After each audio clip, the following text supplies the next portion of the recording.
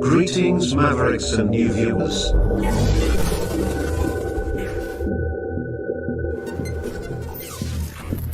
Tonight, direct and live from the Maverick News Network World Studios. This is Maverick News with Rick Walker.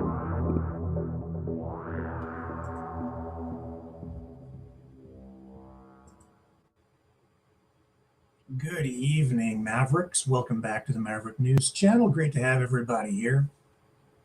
I should just check in the chat and make sure that everything is running okay before we get too far into this tonight. Make sure that the audio is working. And we don't have the right audio up. Hang on a moment. I do apologize. I've been struggling here.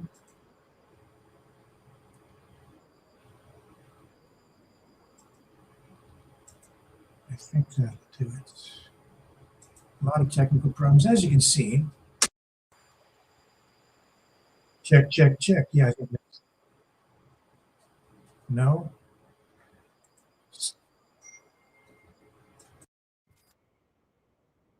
Turned to... That's got it. Okay.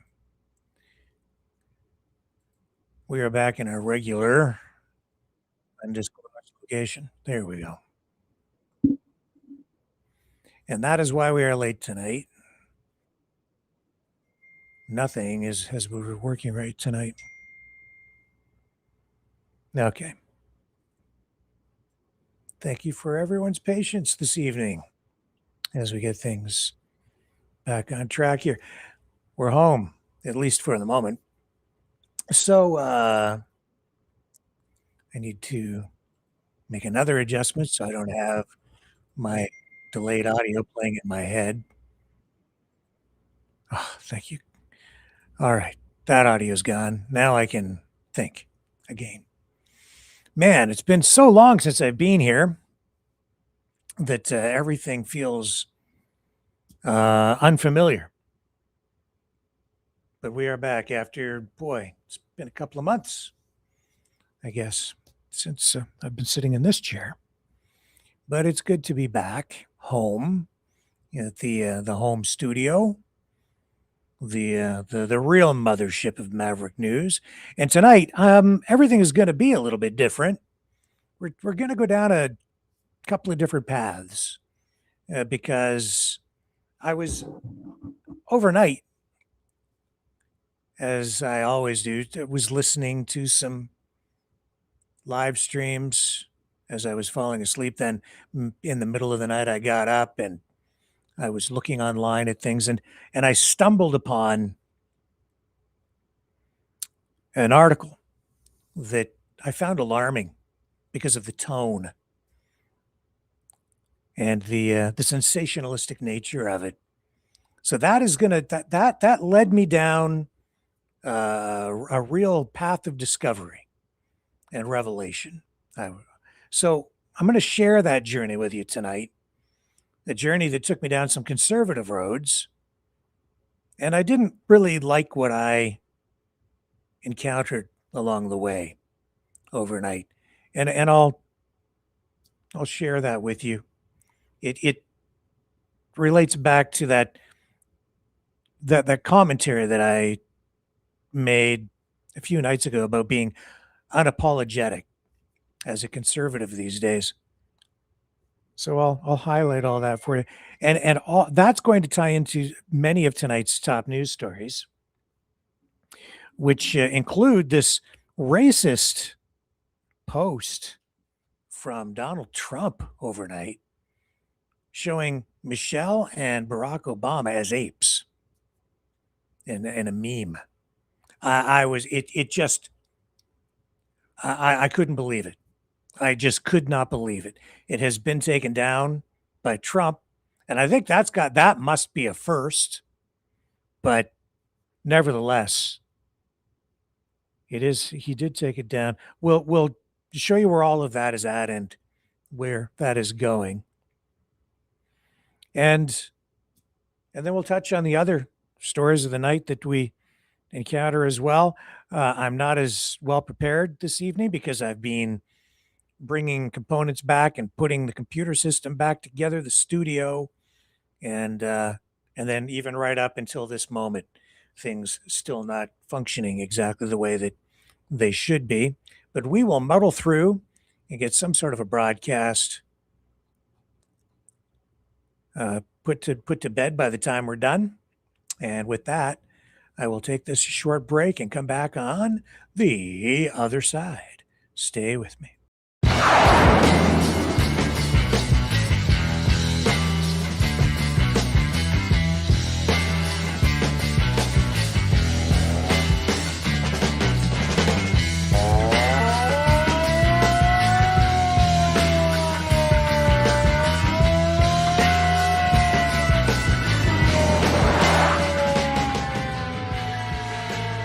Maverick News.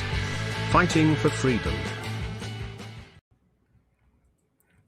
All right, we are back, and where am I going to begin? Well, I'm not going to begin where all the other media is tonight. I'm not going to start with the Epstein stuff. I'm not going to start with the Trump stuff. I'm going to start grassroots, sort of grassroots. I'm going to start with a conservative media platform that I really wasn't familiar with until last night. And it's actually prominent, especially in the US, but I just didn't really know about it. The guy who started this, it's called Rift. And Elijah Schaffer, he used to work, I guess, for Glenn Beck, and they had a following. This media influencer, media guy, I guess he's had a series of problems over many years, but he has his own media platform, media company.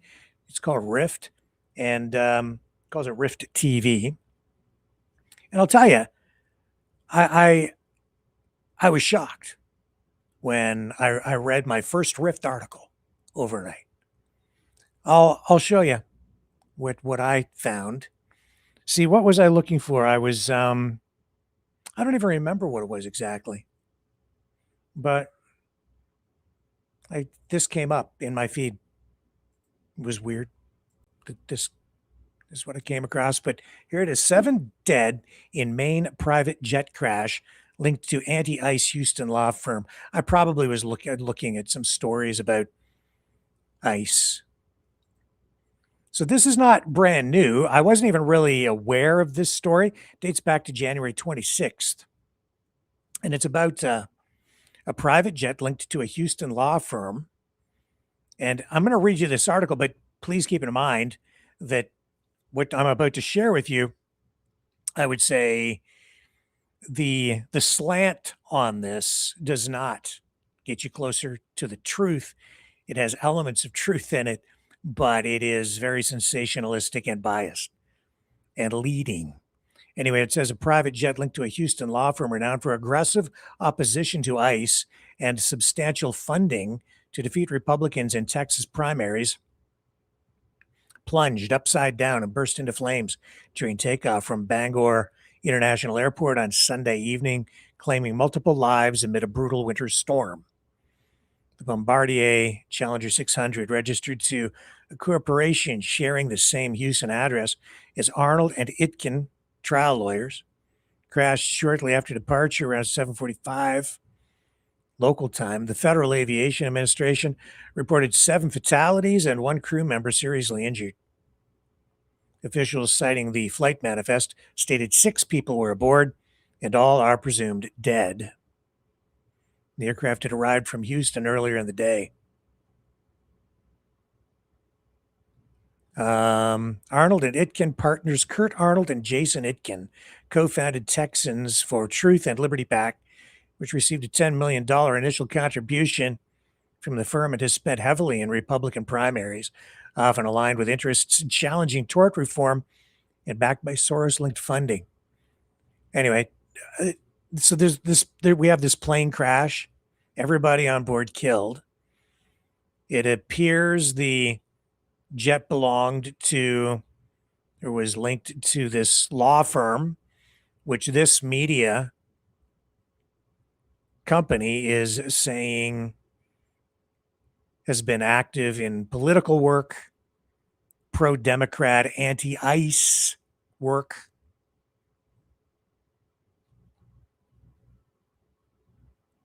And if you scroll down here, I'll tell you what got me was what I read near the end in particular. So I'll just read this. Air traffic control audio captured the chaos. Aircraft upside down. Quote, "We have a passenger aircraft upside down. Transmitted about 45 seconds after takeoff. First responders reached the scene in under a minute, but the jet inverted and caught fire in heavy snow and poor visibility. Victims' identities remain unreleased pending confirmation. The National Transportation Safety Board leads the investigation into the cause." Now, here's where I was like, holy crap, I can't believe he's writing this. He says, "Tragic ironies abound when elite anti-enforcement crusaders who pour fortunes into dismantling borders while jet setting and luxury meet a frozen reckoning on an icy runway.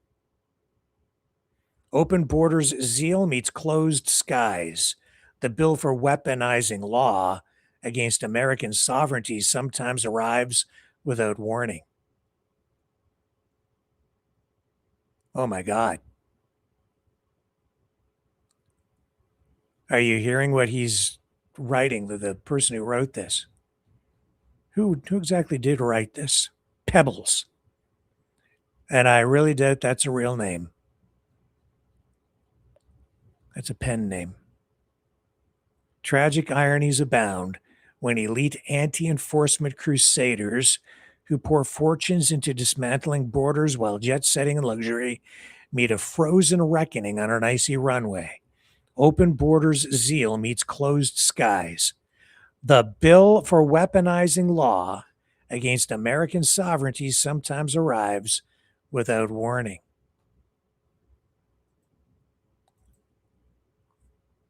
They're saying these people deserved it. They're saying that they had it coming, that it was irony or fateful, that this was their destiny, that what, God intervened or something? But one way or another, this is a form of justice, that they had this coming. That is sick. It's absolutely sick. I was really taken aback when I read that. Tucked in at the end. The bias, the political bias is evident all through the article, but when you get to the end, it's like no compassion, no feelings for the victims. On the contrary, they're like, that's what happens when you're on that side of the political aisle. It blew my mind. I thought, what have we come to? This is what's going on online. The guy who runs this, Elijah Schaffer, that's the guy's name. And whoever wrote that using a pen name named Pebbles. Why? Because of the tone. Who the hell wants to put their real name on that and suffer the consequences, or be accountable? I think is really the more important way of looking at it. And the article itself, like, that law firm definitely involved in defending or representing political interests. But that's what lawyers do, right? Here's an update on the story, by the way, from KHOU Houston, Channel 11. Let's pick this up. And we'll just give you a mainstream media take on where the investigation is at. I think the victims deserve at least some degree of respect and acknowledgement. Did I lose them? No, here we go.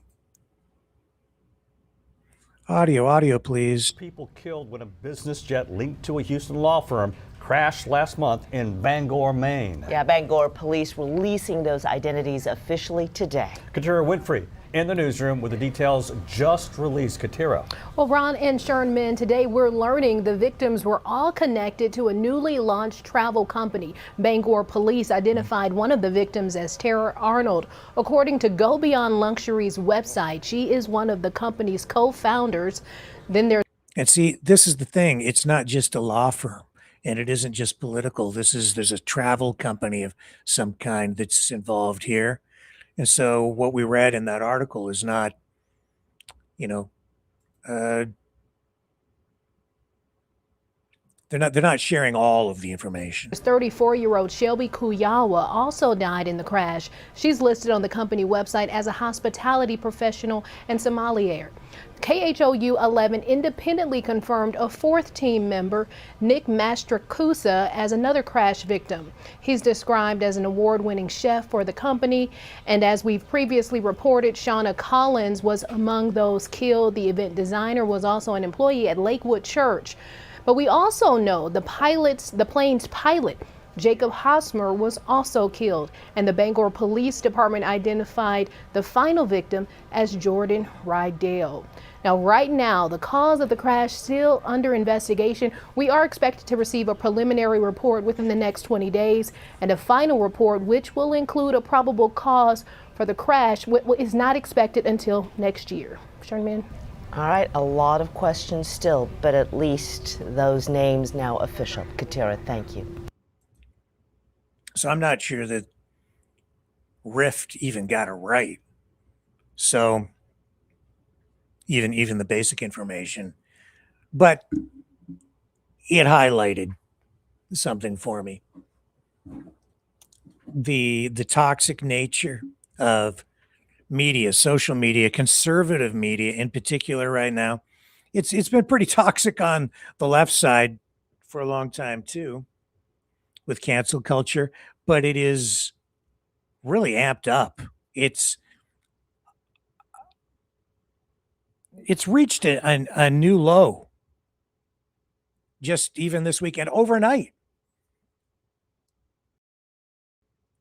with the post from Donald Trump. I mean, just when you think that he couldn't go any lower, he posts overnight a picture of the Obamas in a meme that makes them look like apes. And then I'm struggling with this. Do I show this? Do I not show it? I'm inclined to not show it. I know that people want to see it, but how do you show it so that people can understand what it is if you don't show it? But if you show it, you're spreading it. And I'm seeing other media outlets run with it. They'll get clicks, they'll get ratings. But are you any better than Donald Trump, who posts this?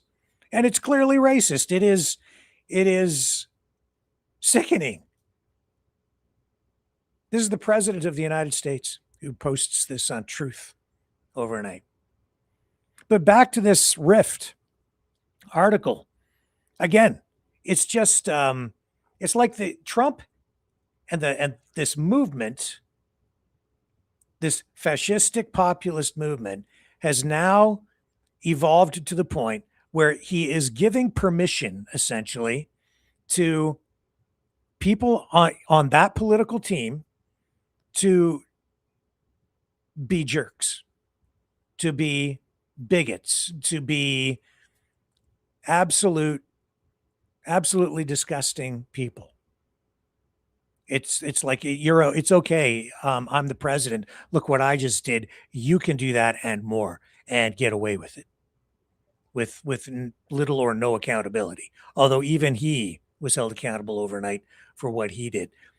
To read that at the end of that article in Rift, where basically the message is they had it coming, these victims on this plane, and I'm not even sure that the people on that plane, all of them, were active politically.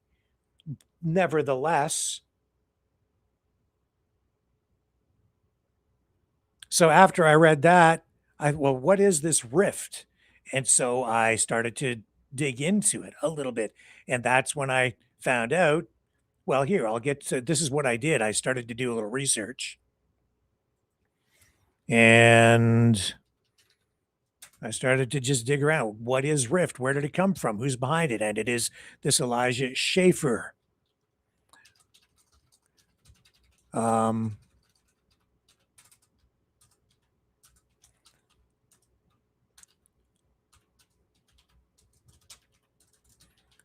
and it gets saucier and spicier and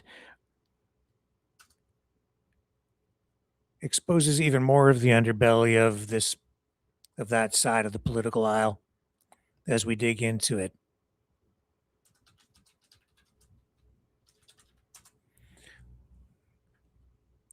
And so here's what I found out. Okay, so Schaffer is this conservative right-wing podcaster, commentator, producer, media personality, and his whole, I guess, persona is predicated on being provocative. He has this unfiltered style, as some would say, that blends humor, and I'll put that in quotation marks, with commentary on controversial cultural and political topics. So he first rose to prominence back in 2020 during the Black Lives Matter protests after George Floyd's death. At that time, he positioned himself as an on the ground reporter covering riots, protests. We're seeing so many influencers gain audiences just by chasing people around who are holding Bristol board signs and on sticks these days. So he covered Kenosha, Portland, the Chaz Chop Zone in Seattle, and he went to and covered the J6 Capitol events. And then he went to work for Blaze Media. That's the Glenn Beck operation, where he hosted a show called Slightly Offensive. And it reflected this deliberately edgy, boundary pushing commentary on social issues. And went on to then co-host You Are Here on Blaze TV.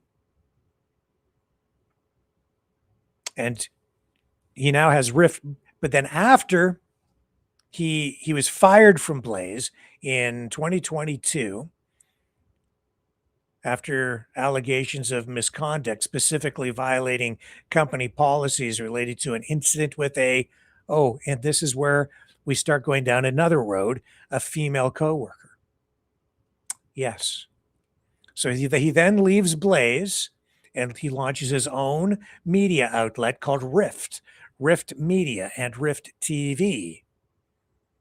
And so it operates as a smaller, right-wing, right-leaning, anti-conservative Inc. media outlet. In other words, he's one of these people who says that current conservative media is sort of captured by conservative Inc., right? That they're all being paid and they've all sold out. So you can't trust them anymore either. So we're seeing a growing narrative in that regard, and there's probably some truth to it. We're going to get into that too.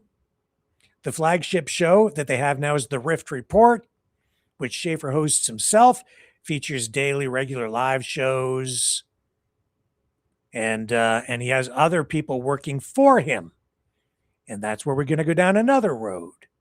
So as I was looking for this stuff, I started to look up Schaffer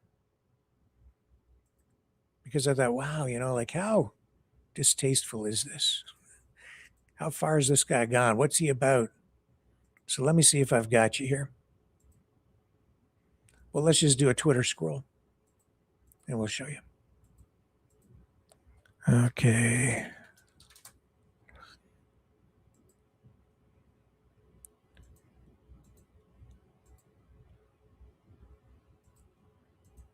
There.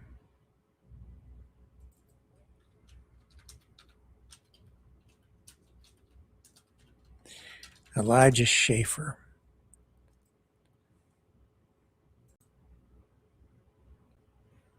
So this is what comes up. Conservative podcaster Elijah Schaffer faces divorce after affair allegations.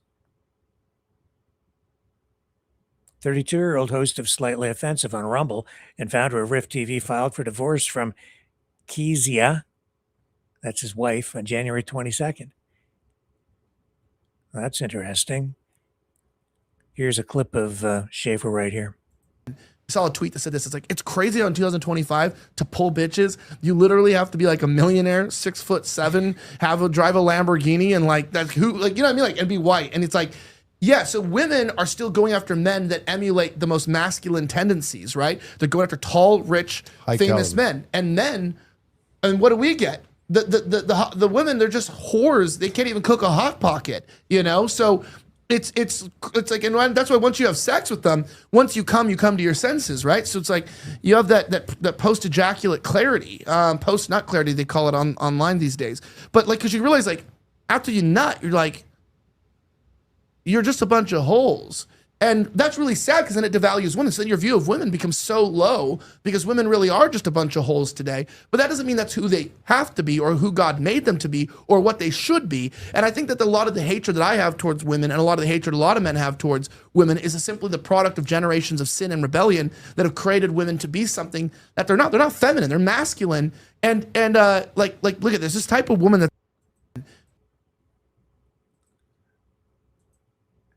Now, you got to remember something here. This is the Christian right. This guy represents the Christian right. And so now I've read this. These people who died in a plane crash deserved it. They had it coming. It's like divine intervention or something. Now, that kind of language coming from a man who is facing divorce because of an affair.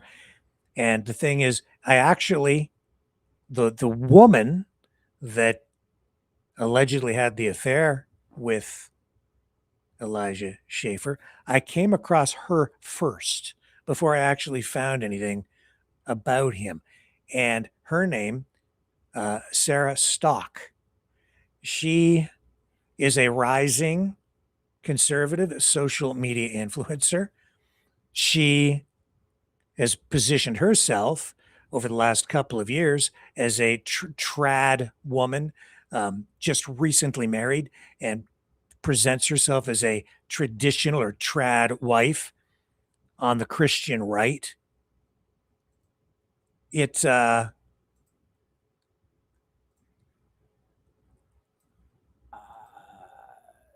smacks of hypocrisy. Again, this is, I didn't intend to, I didn't go, I did, this stuff's just swelling up. This reminds me so much of, evangelical or televangelists caught in sex scandals in the past that erupt into a media circus. But this is sort of more of a grassroots, new form, new media, social media phenomenon. It's and it's happening right now on the conservative right, and I'd say the more extreme end of the conservative right, the white Christian nationalist conservative right, which is growing at an exponential rate. It's becoming more prominent. These people connected to influencers like Nick Fuentes, then, over there, Glenn Beck, I wouldn't put him, on the extreme side so much, but he's surrounded by these people who are, and he tolerates it. And he's like, okay. And he profits from it because he brings them on board under his umbrella, his media company. And this guy with Rift, he has carved out a niche place for really toxic media, toxic right-wing media. And the language is like, it's okay, but it's not okay. I guess people can say what they want depending on the platform they're on, But in my view, this is gross and it's shocking. And I listened to the way he just spoke about women. Maybe maybe I just inadvertently stumbled into a cesspool overnight, but it seems like this is actually in the mainstream because it's getting so much attention. Here's the woman. I'm going to bring up the video. Here's the woman on Rift about him before this scandal broke about the affair. She appears on Rift TV on Rumble. And I'm not sure who this woman here is as the host with the black hair. Her name might be Candace. I couldn't quite figure that out because it doesn't really make it clear in the description. In any event, she's on this podcast with these two other people, Sarah Stock, who's now Sarah Setke, by the way, because she did get married after. And she's on this podcast, and they're talking about gay people and LGBTQ people, trans people who are identifying as Christians and how they have issues with that. Anyway, here I'll play part of this clip where Sarah Stock introduces herself and explains what she's about. So let's go ahead and introduce you guys. We have Daniel over there on the ones and twos. What's up, Danny? Hey, what's up, everybody? Excited to be here. I don't know. Incredible. And then we have Sarah Stock. Now, Sarah, my former producer, Wrong actually. button. I'm sorry, guys. Yeah, woo. Okay. We're still learning the soundboard, guys. My former producer wanted me to give you props for absolutely destroying Sam Cedar in a Jubilee debate, I believe it was. Oh, yeah. Incredible stuff. And I Thank actually you. came to know you when we covered the story on the absolutely deranged MAGA civil war that erupted over engagement ring size. Yes. We also covered The that. two things I'm most known for. Love it. Incredible. Well, we covered This is that before story the as well. scandal. Obviously, we were Team Sarah all the way on that one, but I'm stoked to have you on the show. For anyone who isn't familiar with you, do you want to just give a little bit of background about yourself? Yeah, sure. So I've been involved in conservative politics for a few years now. Some of it was behind the scenes, and some of it was just like activism on my college campus. Now I'm graduated from college pretty much this week, and I'm getting married in like a month and kind of just making content and chilling. I'm not really doing that much these days, but Incredible. I mean, hey, you're living the dream though. I mean, you're literally doing what we talk about in this space when we talk about, you know, the perils of feminism and how people need to be getting married and they need to be having as many babies as possible. It seems like you're literally doing, you know, you're putting your money where your mouth is. You're doing what you talk about. And you're only 22 years old, if I'm not mistaken. Incredible. yeah, exactly. 22. Amazing. And you've been politically active, though, for a while. And I believe you were just telling me before the show started, you even started your own Turning Point chapter. Is that right? Yeah, so I actually started a Turning Point USA chapter at my college. Vanguard University is like a private Christian school. Unfortunately, this semester, they actually shut down the chapter. They made some new rules surrounding political activism on campus. And so private schools, so they can kind of do that. And yeah, it's very unfortunate. There's actually been like a few stories about Fox News and stuff this week about my school specifically. The chapter president there has been speaking out about it and everything. So it's kind of been this whole drama this past week, which is funny, but.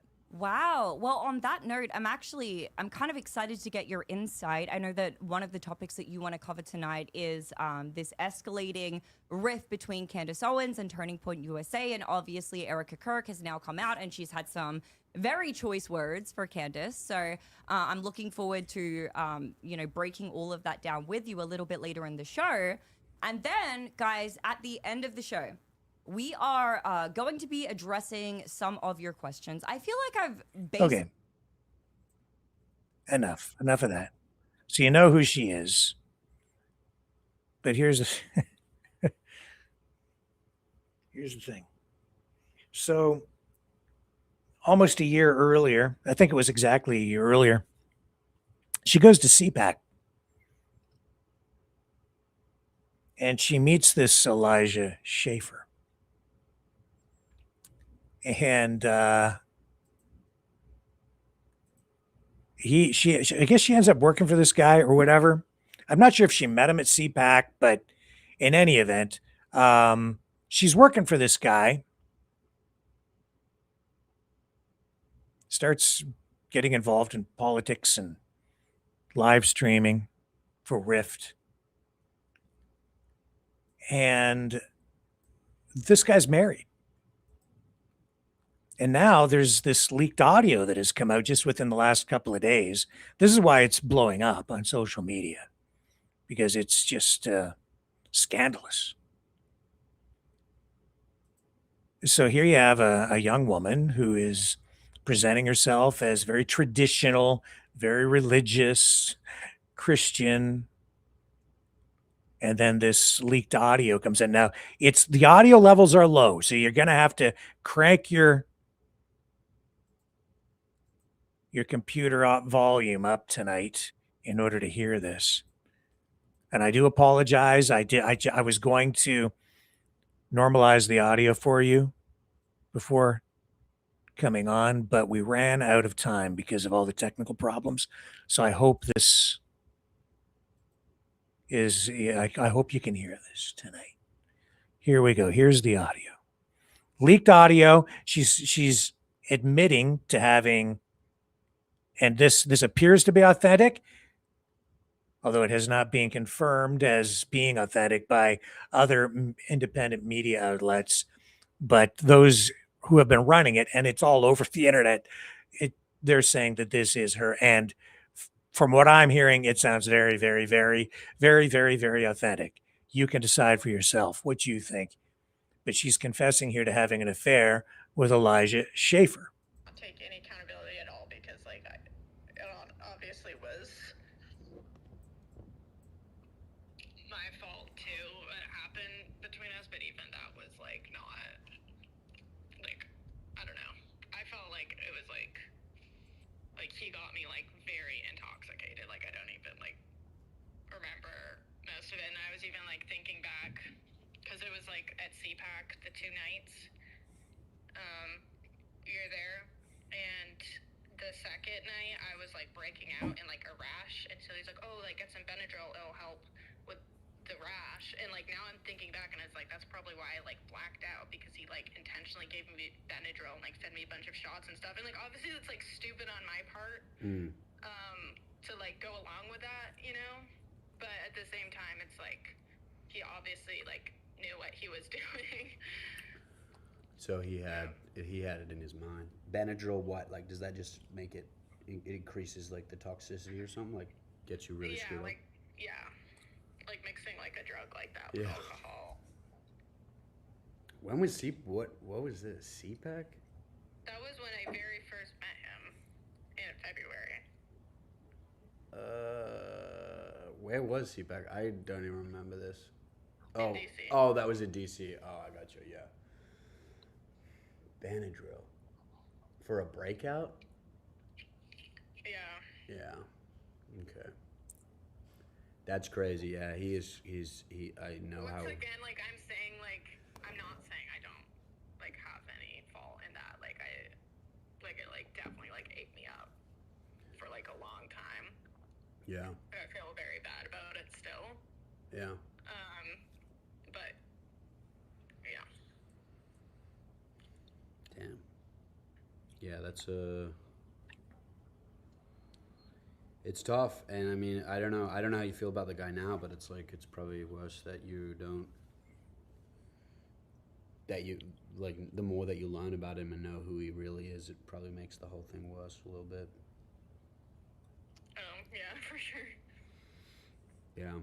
What is? I mean, I just don't want anything to do with him. Like I I get you. I totally get you. What did he say about his family? Like, because obviously he has like a family and kids. What was his excuse with that though? Like, how would he justify that? He was like, oh, my wife doesn't care. She lets me run free or whatever. She doesn't care as long as, because I like take such good care of her, and she just lets me be a man and like do what I want and blah blah blah. Like, really? He was like saying that stuff. Yeah. Says like the wife doesn't care. Wow. Yeah. So he has an open relationship, huh? That's crazy. Which, I mean, did you ever question that, or like? I was like, that's definitely not. Like, I like realized that's not true. Right. But also, like, at the time, like, it seemed like, I don't know, just like the way he acted and everyone acted around him, and the things he would say around girls, it almost like seemed like that was true. Does that make sense? Like, yeah. And like, obviously, like, I deeply regret that, but also like, I'm not a slut. Like, I mean, that's like a horrible thing, but it's not like I really am like sleeping around or have been. So. Yeah, I mean, you don't have to defend yourself. It's kind of, yeah, I know, but I'm just saying, like, it's kind of just like not even true for like anyone who knows me. So. Yeah, I mean, you just had a fling with Elijah, and that's, I don't know. I guess he got upset about it. He's just exaggerating. Yeah. I mean, yeah. Did you? I guess you're not gonna tell anyone, huh? Or I guess I was gonna ask, like, would you tell your husband? I guess this is before your husband, right? Yeah, no, we weren't engaged. Oh, okay. But no, I'm not telling anyone. Yeah. Okay. And like, I was like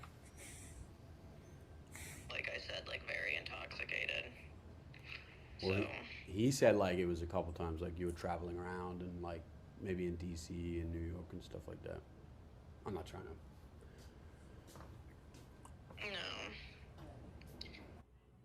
No. Well, it's okay. Your secret is safe with us. I'm just, but, oh, okay. Look, I'm not sitting here in judgment. That's not my intent. I'm highlighting, I guess maybe I am sitting here in judgment by highlighting this. I'm highlighting the hypocrisy of all of it, not just her. That's not the point here. I actually feel for the young lady, because this was obviously something she did not want out in the public, and now it's everywhere, and now it's here. But she set herself up for this, I guess, in many ways. It's terrible. But here you have, again, these people who have sold themselves to us as traditional values, politicians, influencers, personalities, very religious, and that's not what it turns out to be at all. And it isn't just her. It isn't just this Elijah Schaffer, who has some real serious problems in his personal life, as it turns out. It's a lot of people on that side of the political spectrum. You start looking at it all. Just look at what Trump did overnight. I'm not a racist. And he posts what is very clear. I mean, you couldn't get any much more racist than what he posted overnight. Michelle and Barack Obama as apes in a meme, in a video on Truth Social. And there are so many others that have, shall we say, fallen from grace, right? And it still blows my mind how the most extreme of them all have been embraced by so many, and how they continue to rise in prominence, and how they are being given so much prominence on platforms like InfoWars, and how some platforms seem really devoted to all of this darkness. And it's not good. And it is present in the streets, especially of the USA. This is one of the reasons we have so much conflict and even now death in the streets. It's the hypocrisy. Sarah Stock, she presents herself as a left-wing conservative influencer, or sorry, right-wing conservative influencer, trad wife. She, as I was saying, she did get married. Her name right now, she is still married. She's not getting divorced as far as we know. Because at the time of the affair, alleged affair, she was not yet, she wasn't quite engaged yet. So looks like she may have dodged a bullet. But Elijah, not so much. Here are pictures. Wedding pics.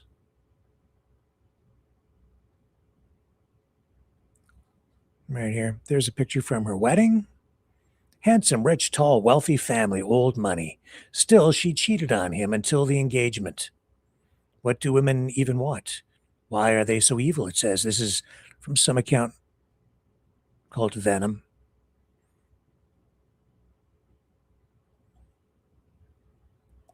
And this one from somebody named Brit. Shout out to the one who snuck a comment in before the lock. Outstanding ratio. Sarah Setka. That's her new name, married name. And her post, her account now, she has now deleted that from X. But before she deleted that, she posted a lot of what has been said about me is completely untrue. That being said, there are mistakes, unwise decisions I have made that I deeply regret. I apologize to everyone who has been scandalized by this. Please pray, logging off now. And Tony says, your husband should get lifetime alimony and more than half your shit. See, she wasn't like, she was dating, I guess, her husband, but hadn't been like engaged. So I don't know where they're at.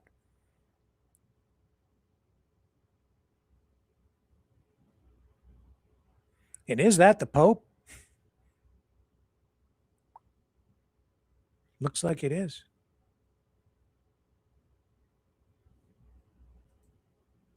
Make sure that's not AI or something. Let me find out. That's pretty incredible.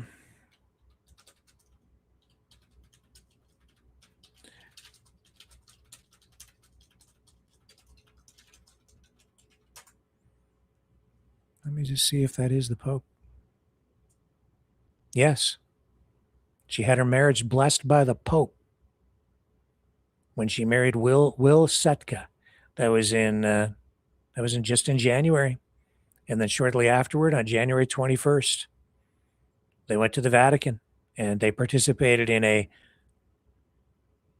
blessing session where they met the Pope well dressed in wedding attire, and she posted about it on social media, which you're seeing right there. Isn't that incredible? That's amazing. But her X account is down.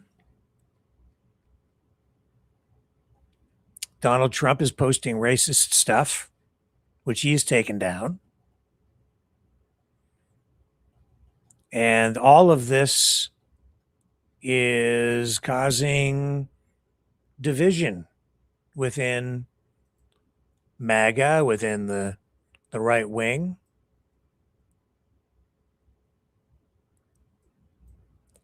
Here, I'm going to play another clip of Elijah just to give you a little taste of what he's about, what this guy is about.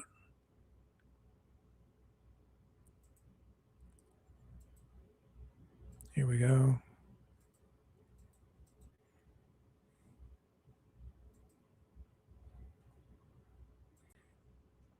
Here he is on X. I'm about to take a massive pay cut myself, anyways, to continue to grow this company, and it does hurt. And I've had to do a couple because I could just sat back and like ran my shows and just kept all the money and did whatever. But I'm trying to grow and expand because, you know, God gives the growth. It says that, you know, that oftentimes we put in the effort, but God gives the growth. Meaning, you know, when a man labors, it's important to realize that, you know, this show's very it's like offensive, a softcore degenerate show. You know what I mean? Like it's like. We don't shy away from different things, but when you get down to the seriousness of it, that's what people need to realize when they watch the show. You can joke around, you can make mistakes, but we don't accept the fallen nature in us. We still have to come close to God, come close to his church, and we've got to seek to have transformation. No matter how many times you fall, the Bible says you fall 7 times as a man, but the righteous man, he gets back up. Meaning, like Lot, you know, lived near the gate of Sodom, and that led to his corruption. The proximity towards evil led towards what was like the multuation of his heart. So he was sort of, you know, deadened or hardened to the depravity because he lived in the gate of Sodom. And the gate is the place of where the politics took place, right? That's where the conversations, the gossip, he was involved in it. So sometimes when you're involved in politics, the world, and you're in it, it hardens your heart. And so with that becomes a level of degeneracy. And, you know, he had sex with his daughters. You know, he had fucked both his daughters. That's crazy, right? And so there's, was that Lot? I think that was Lot. Was that Lot? Yeah, I think that was, right? Or was that Noah?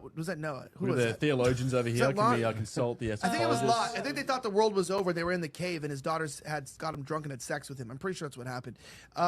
James Lindsay. Was that Lot? I don't know. I don't think that was. Was that Lot? It was somebody. It was somebody who listened to God. You can look it up. I'm forgetting. All right, let me see that. Daughters having sex with father, 4K. Oh shoot! That was already in your search Yeah, history. Lot's eldest daughter got drunk and had sex with him. Yeah. Okay, that's see. Now you're making me doubt my own theology, but no. So they had sex with him, and so this guy obviously, it's like you read his story and you're like, dude, he was a degenerate. He's having incestual sex with not one but 2 of his daughters. Is this guy? That's how the nation of Pakistan was born. But you also go literally though. It's just like where we go down to get these people, But then you go to like you know, Hebrews, right, towards the Hall of Faith, and then you see that it was accounted towards Lot righteousness because of his obedience to God to leave, right? Where his wife turned around and she was emulsified and turned into salt. Like, you know, our understanding of God's heart and the way he judges us is different. And what I got from all of the actions of God, who he called righteous and faithful, is that he always called men righteous, not who were perfect. They were often very degenerate. They were often adulterers and murderers and backstabbers, and they, you know, oftentimes were even greedy or had, you know, took advantage of people. But when God called them towards bravery and obedience, like Lot, when he called him to leave the city and to do something that made no sense, his will and his act of obedience is what set him apart, and yet he accounted to him faith. So then apparently he's in eternal life. He got eternal life from that. So long story short, a lot of times we think that, you know, you got to be Seth Dillon or Joel Berry and you got to be perfect, and that's the only time God's going to use you because you don't drink, you don't smoke, you don't debate people, and you're better than everyone else. But sometimes the reason why, you know, Kanye West, we like him even though he's got a lot of faults. We like men who are brave, who are pushing the Overton window, who are trying to like destroy the current system, and we're not so concerned with their like, you know, immoral impulses basically. Because everybody knows, like Trump even, he's married multiple times. Definitely assaulted some women for sure. You know, some of that's got to be true. I mean, not the ugly ones, but you know, he's had some questionable nights. You know, billionaires are at least better than Epstein's nights. But everyone didn't care, right? In 2016, because we just wanted him as president. We wanted someone that was going to break the system, and now he's taking money from Jews. So, don't take money from Jews. Is the final comment today.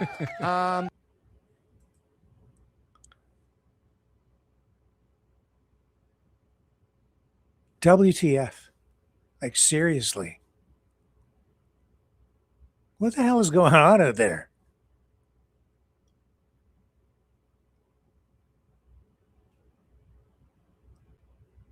Maybe I've just been living a sheltered life.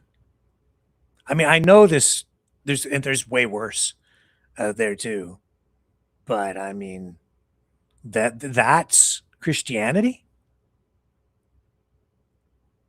That's what God wants? That's a political movement? the thing is,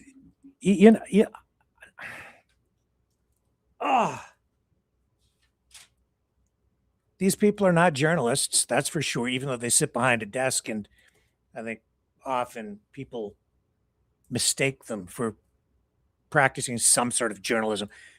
They're entertainers, they're influencers, they're personalities. They have shows. They, in some cases, are modern televangelists, social media evangelists. Donate now. That's largely what it is. And Sarah Stock is a cliche. She's not the only one, and she won't be the last. She's not the first, that's for sure. And that sort of thing has been going on for a long time. It's in media. You want human beings who are beautiful, aesthetically pleasing. You don't need to be smart. And I'm not saying she's not smart. I'm just saying that she has the blonde hair and she has the right look, and you get an audience with that. How's that song go? Dirty Laundry, I think they call it. And what are the lyrics? Bubble-headed bleached blonde comes on at 5, will tell you about the plane crash with a gleam in her eye. Yeah. Well, we already had the plane crash at the beginning of the program. She didn't have to tell you about it, but they brought her on anyway. She's on right after the plane crash over on Rift TV with Elijah and a panel, as you just saw. And she gets a following. Not the only one. For me, all of this distasteful crap overnight that I stumbled on made me think about a conversation I had just days ago with someone who was encouraging me to go back and watch the in Canada, the Conservative Convention, the Leadership Convention for Pierre Poilievre, and the social media influencers who were there. Because I was told by somebody that they thought that the speeches were well worth watching. And so I did watch some of it, not all of it, some of it. And I picked up the Jasmine Lane speech, which got a standing ovation at the very end. And I did comment on it earlier. And I said, for me, it was a series of cliches. I think Jasmine Lane, nothing personal, Jasmine, but I think Jasmine Lane is that cliche. It's the blonde hair. It's the look. It's, perfectly, the perfect hair. It's always in place. It is just like a news anchor, right? You have to, if you're the news anchor, you have to have the tie and the suit jacket. And that's the way it was for a long time. And you want some guy who looks like a Ken doll. And preferably if you have a local or regional television newscast for the weather report, wouldn't it be great to have a blonde with just the right look to deliver the weather every night at 6? And now, of course, there's a new kind of cliche out there, because when I've been watching hockey with my dad in the evenings, I see a lot of women sitting on the desk with the other sportscasters during the games, and a lot more female sportscasters out there. When I was younger, it was all men. Now you have a lot of women, but they have a certain look, right? You can't just put any woman in there. They got to have that look to be the sportscaster, and you have to have the look to do the news thing. And Jasmine Lane has that look. But I've been saying all these conservative influencers are just influencers. They're not journalists, and people are following them. And this has been highlighted since watching the conservative convention by some people on social media, pointing out what I've been saying for a long time, that they are not just, well, that they're not journalists. Here, I'll show you what I mean. This is a lot of people, this is causing additional division even within the conservative movement in Canada. And it is because these social media influencers who went to the convention, they not only got in for free, it appears they were paid to show up, while other people were paying like $1,000 a pop, apparently, to go and partake in the festivities as Pierre Poilievre was reanointed as the great leader. Here, I'm going to get rid of some of these tabs so I can show you. So here's, somebody posted this picture of these influencers all together at the CPC convention, Conservative Party of Canada convention, and saying that they all seem to be paid to go to the CPC convention, first class flights at $1,000, $1,000 tickets, and pointing out that these people are paid media and that people on that side of the political, people on that political team are being told what to think by them, not to think for yourself. Here's a post with Chris Erickson saying, I would love to debate everyone in the picture below. This guy says, I don't know who Chris Erickson is. He says, my position is they are no different than the CBC, CTV, or Global News for the CPC. Prove me wrong. I'm open and ready.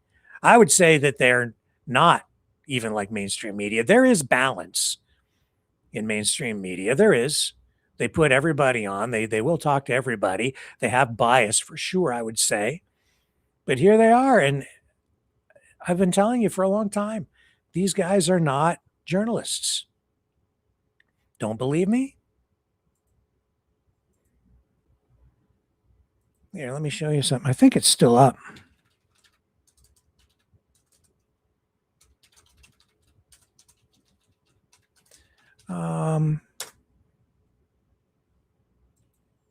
Here we go. Yeah, right here. Who is this Jasmine Lane? She's an influencer.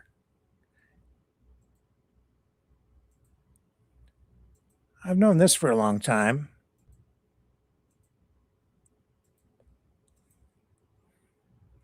Just to give you some context. She's listed over here on Creator Aid. This is a marketing company. And they hired Jasmine. I don't know if she still works there. It wasn't long ago. I think she's still on their website. Creator Aid Media expands to Winnipeg, welcomes creator Jasmine Lane. Creator Aid, a pioneer in local influencer media, is excited to announce its expansion to Winnipeg, building on the success achieved in Kenora, Lethbridge, Saskatoon, and Regina. That's the company where they've been. The strategic moves underscores Creator Aid's commitment to empowering local creators in every community. So she's working for this company, or did. Don't know if she's still there, but she's definitely risen to prominence as a political influencer, not just a local influencer here. And Jasmine Lane has Winnipeg's leading creator. Creator is pleased to introduce her. The former award-winning morning show host shares her excitement after spending the last decade in traditional media. She says, I've witnessed a need to connect with others on a deeper level, with each other on a deeper level. There's a reason why digital creators have these loyal followings. They are real people telling real stories and talking about the things that matter most in our respective communities, something you really can't do with the so many regulations broadcasters must adhere to in traditional media. What? Yeah, there are rules, regulations for broadcasters to ensure balance and fairness. That's why those rules are there. And I don't know how real it is if you're being paid to deliver a marketing message by a marketing company. I don't know if that's like a real story. My life has changed so much in the last year, she says. One thing became very clear. My passion is with the community of people here in Manitoba. I'm absolutely thrilled to be able to showcase all the wonderful things, experiences, and people our province has to offer. Okay. And there she is with her blonde hair, which is a big asset in media. I don't mean that as a slight. I'm just pointing out a fact.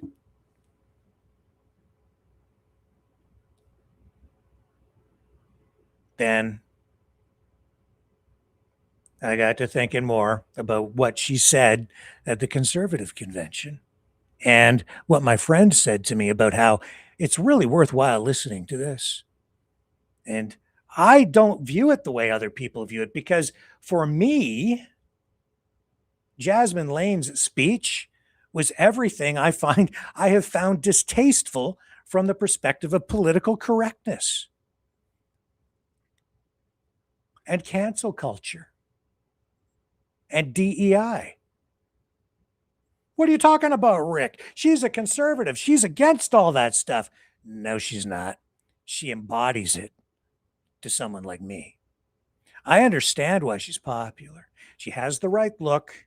She appeals to women within a certain demographic, a certain age range in particular, but all women. She is very attractive, but not too attractive to be threatening to women. I'm just telling you how it is in the media world, folks. She has attitude. She's just a little bit bitchy, which as a male, again, she's not aimed at me, right? That's why I don't relate to her, and maybe why I even find her abrasive. Frankly, her presentation, I'm sure in real life she's a very nice person, but her presentation I find irritating as a man because it's preachy. I've had women bosses, lots of women bosses, and in fact, probably my best boss, maybe my second best boss, was a woman. I don't have anything against women in positions of power at all. And I'm not very judgmental at all, frankly. I'm pretty liberal in that sense. I'm tolerant of just about everybody, but I find Jasmine Lane to be preachy and abrasive, and she grates on me with her presentation because I'm a man, maybe even because of my age. I have to admit that. So that's me. That's just the way it comes off to me. But the messaging too doesn't resonate with me at all. And so as someone who, and I've said it many times, I align kind of conservative, especially fiscally, and I want less government. I want all those conservative kinds of things, especially in the economy, less debt, all of that. But this Conservative Party of Canada, they keep losing me. This case in point. And Jasmine Lane, I haven't seen exactly what she said about Jamil Jivani going down to Washington to meet with J.D. Vance. I commented on Jamil Jivani going down there yesterday, brief, and I was like, well, if you can get it, something productive out of it, I guess, whatever, but I don't think that's what's going on. And I don't think that's what's going on. I think it's a lot of shenanigans. I think that it's a bunch of BS. Either this is some sort of a strange, weird political move, a trial balloon to gauge public opinion, to see how people react to having Jamil Jivani, a member of parliament, conservative, go down to meet with his friend, J.D. Vance.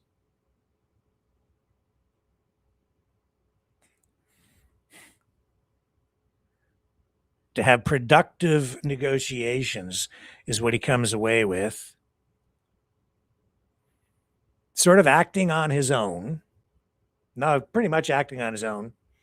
Not clear if he had the blessings or even the direction of Pierre Poilievre, the leader of the Conservative Party of Canada. Who the heck knows? I think that there's a lot more going on than meets the eye. I think that's certain. And I think Poilievre probably is aware.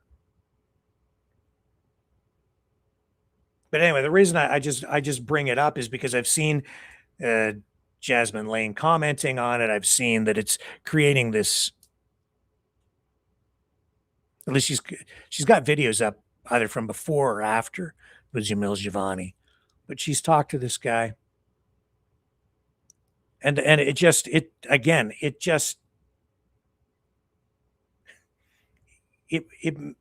gives me the heebie-jeebies, because he comes back and he posts on social media that he has a message from Trump saying that President Trump loves you.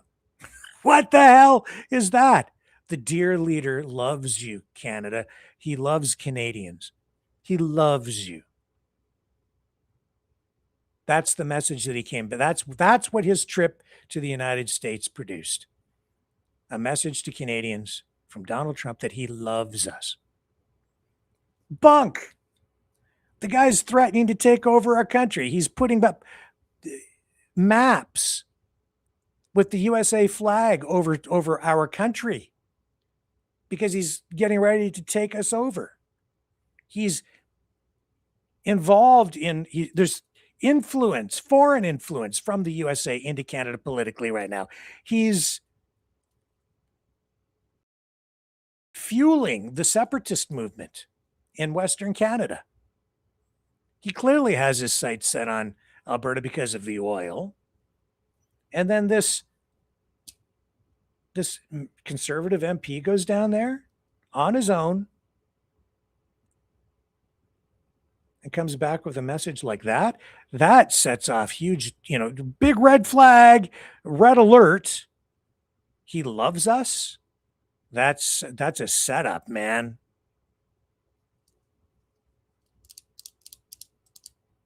How stupid do they think we are?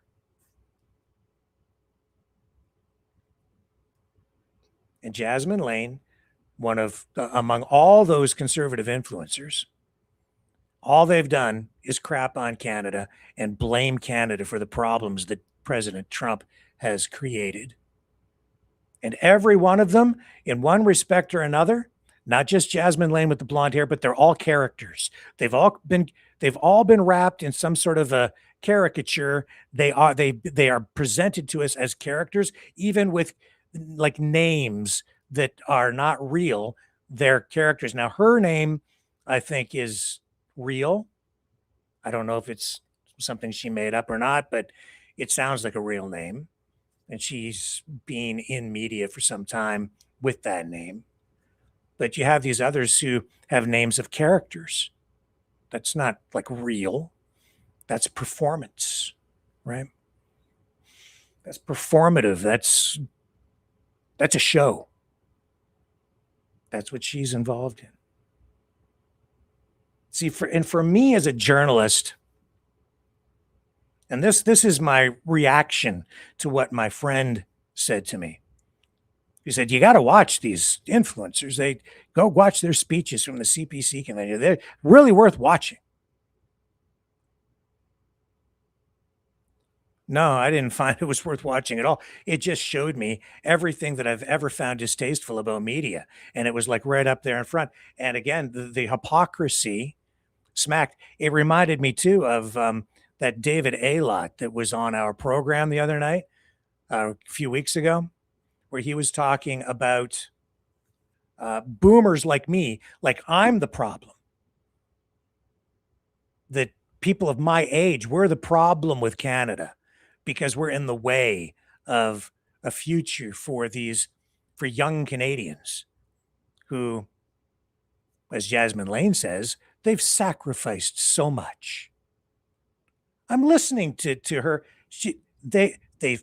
Young people have sacrificed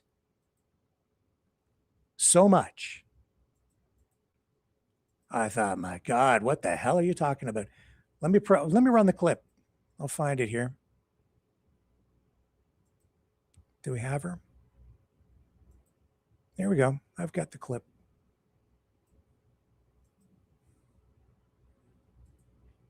I don't think people really, they're listening to cliches. The messaging kind of resonates. They're looking at the rapper, which is the blonde hair. Hang on a second. I need to get it queued. What the hell is going on? Go back. Here we go. They're looking at the package, at the wrapper, at the glitzy packaging. But I don't think people are really analyzing the real messaging behind this. I was listening to the words. Listen to the words. If you're mesmerized by the packaging, I suggest you close your eyes while you listen. Here she is. This is why Canada's in trouble. Party simply does not exist anymore, and it hasn't for a long time. The old Liberal Party. And if you doubt that, just listen to how they talk to you, asking you to celebrate another $9 billion in borrowed money for a GST rebate that doesn't solve a single affordability problem. This isn't where we're supposed to be in the... This is and not that where we is were. exactly why being honest about these realities is always met with so much viciousness. Truth, it exposes the gap between what they promised and what you're left living with.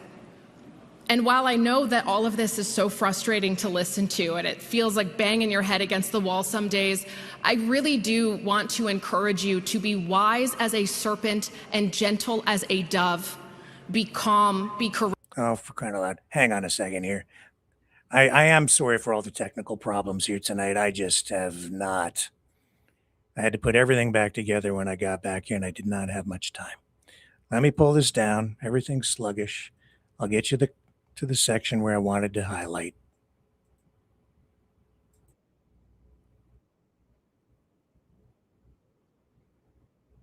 Let me run this, and I'll be right back.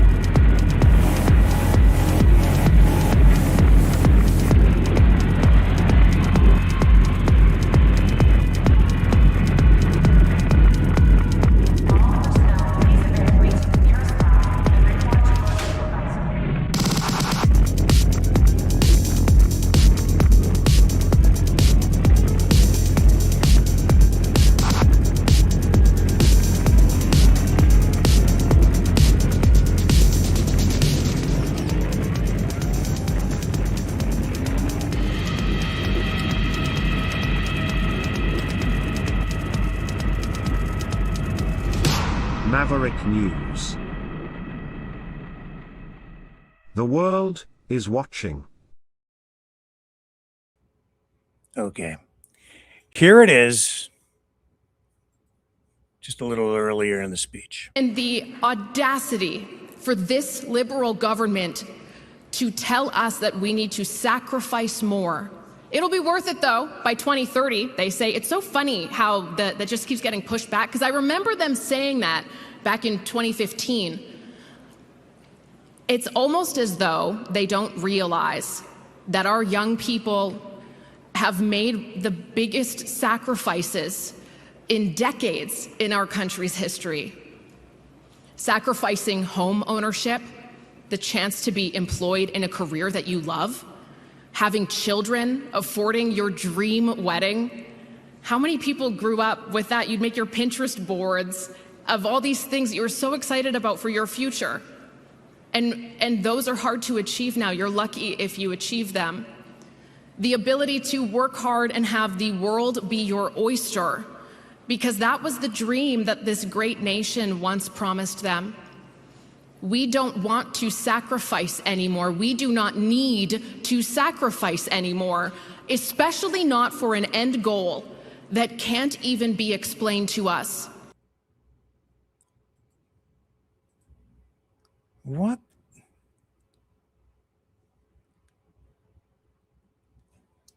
See, I find that offensive. I do. It makes me not want to vote for him. She's not running. That's offensive to me. I'll explain why. Here's a young woman with everything going for her. The blonde hair. Yeah, she worked in mainstream media. It's a really tough job. I know. I have paid my dues in media, radio, TV, print.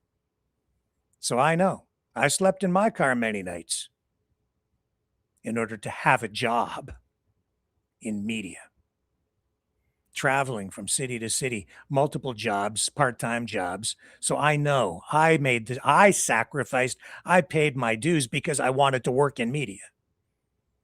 So she had a radio job, and I guess that after a while, as always happens in radio, the job was pulled out from underneath her for one reason or another. And I think she was doing fairly well. I don't think she was like the main host in the morning. She was one of the members of the team on a morning team. I don't think I think she read the news or something. But anyway, it doesn't matter.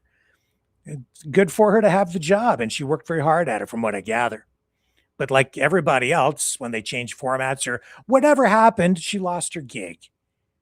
But she landed on her feet. She ends up where? Over at a place like Creator Aid. Because she's a prominent media figure. She's got the right look. She's got everything going for her. She has a background in media. She has some talent. And so they hire her.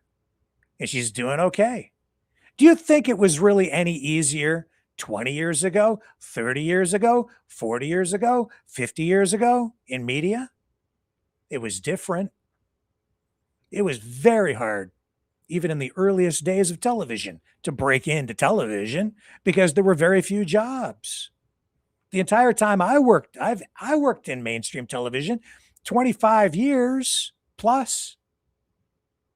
People were getting laid off left and right. We'd go through these purges of staff. I was lucky. I was a survivor. And yet, I wasn't so lucky, Jasmine. Because I didn't have what you have. You're sacrificing?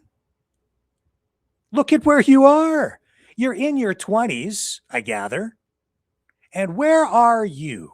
Where is Jasmine Lane? Where is she standing right now?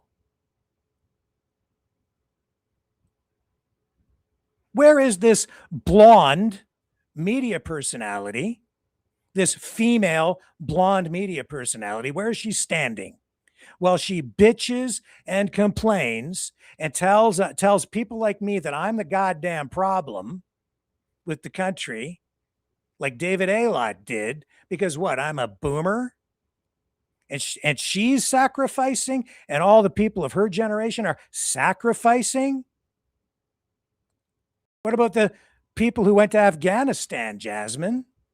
What about that generation? How old were you when those people went off to war in Afghanistan? Did they sacrifice for us? And what the hell is she talking about?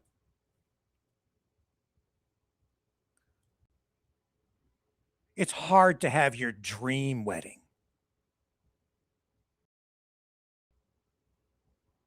When was it ever easy in this country? Ever. For middle class, regular, ordinary people to have their dream wedding. Some people born into families of fortune, more fortunate, some more fortunate than others. It depends on how successful your Parents were before you. Largely, those dream weddings are paid for by the parents, not by the kids, not by you. Have you seen where she sits when she does her live streams? She's in like looks like a bedroom of some kind with a couple of chairs. It's very feminine and I mean, that's not an accident. It's all image. It goes with the blonde hair and the princess look. But the bitchy attitude, sorry, I don't mean it as a slight. It gives her an edge for the political messaging. That's the marketing aspect of it. That's the media aspect of it that I'm very, very in tune with. They told me, and I've told you this before, when I went to journalism school, when I went to broadcast journalism school, they told us all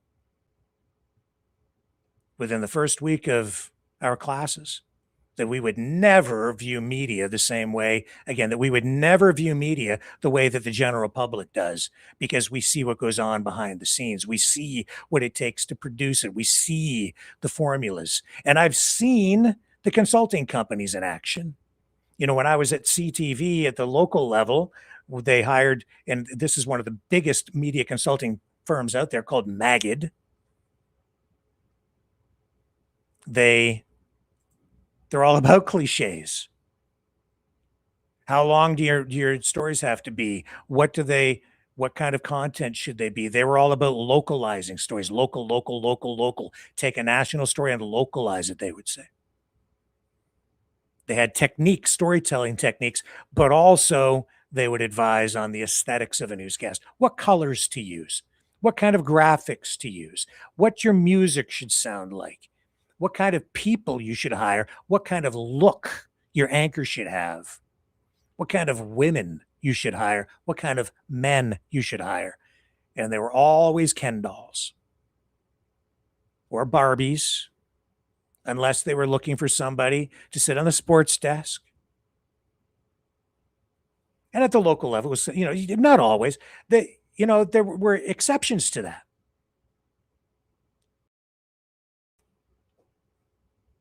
Sometimes people with heavy accents, if they had something really important to say, really intelligent people, really well-educated people at the national level.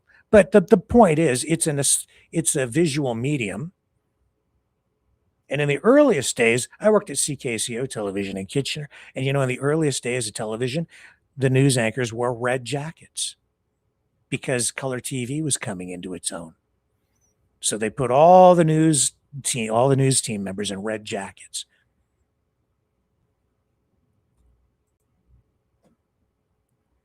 Jasmine Lane hasn't sacrificed any more than anybody else. In fact, on the contrary, where is she standing right now in her 20s? She's on the national stage. She gave the closing address at the Conservative Party of Canada Leadership Convention. Her voice carried across the country. She has influence. She has power. They've given her that position. I don't know that she actually says what she wants to say. Maybe she does, maybe she doesn't. But look at where she stands, and she's sitting there telling us that she and the people of her generation have sacrificed more than whom? Does she look like she's suffering? Or is she in a position of privilege right there? I don't know how much money she makes, but I don't think she's impoverished.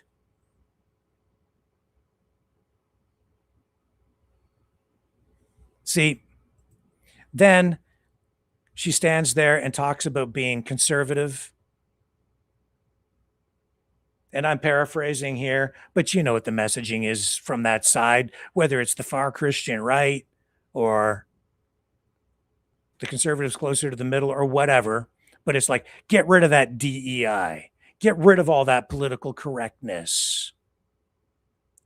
That's what she is to me. Do you know how many times I was passed over for jobs in media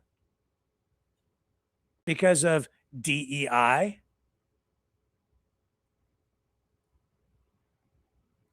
Because of what I am? Or maybe who I am? Or both? Passed over, passed over, passed over. Why? I'm just going to come out and say it blatantly because I wasn't a woman, because I wasn't in that that ethnic group, or that one, or that one, or that one, or that one. I was a young white male. I had some value because I was able to carry camera equipment and I was well trained. I really had skills to offer. I was educated. I could get the job done.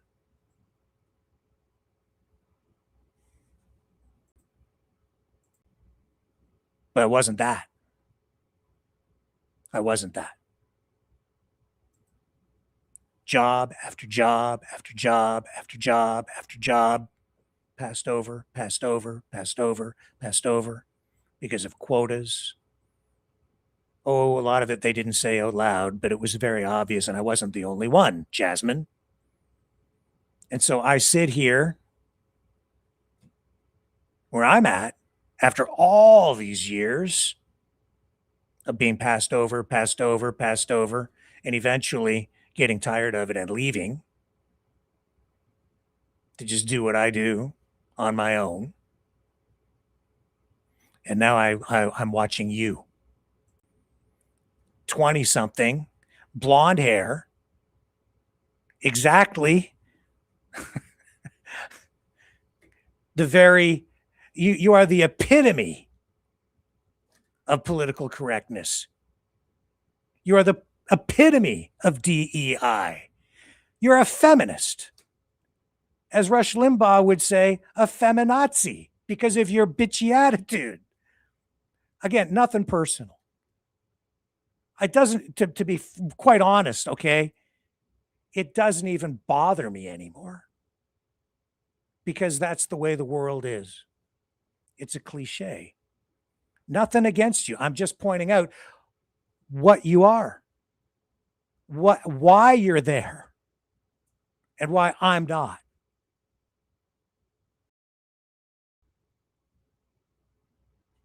I don't like being preached to, though, whether it's by you or this David A-Lot who is on here bitching and complaining and moaning and pissing in my cornflakes. What the hell does he know either? Nothing. What's he really sacrificed? I don't know. Something weird about that guy, but you need to go back and find that broadcast to know what I'm talking about. But it's quite apparent what's going on here. So my friend said, you got to go watch that. It was great. And she got a standing ovation. These are the conservatives who are supposed to be bringing a meritocracy back to us.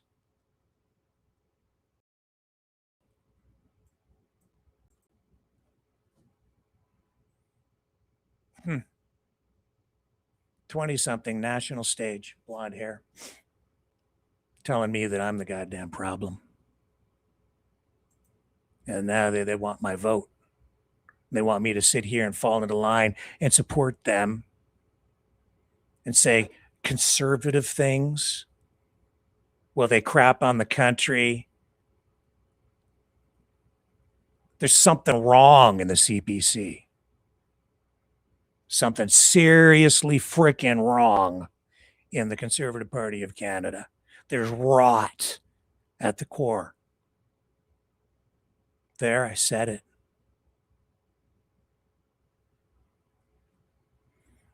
They're not reading the room right. They don't have Canadians behind them. That's why you lost the last election. Just because Jasmine Lane gets lots of views, a lot of which I'm certain are not just organic,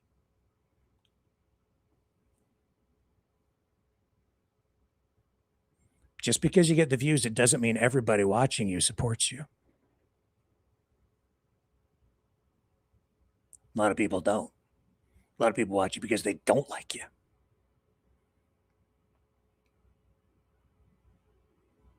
The movement on that side is growing, no doubt, but for a lot of the wrong reasons. And there's a lot of blindness and hypocrisy. I guess that's the Pee Wee Herman word of the broadcast tonight. Hypocrisy.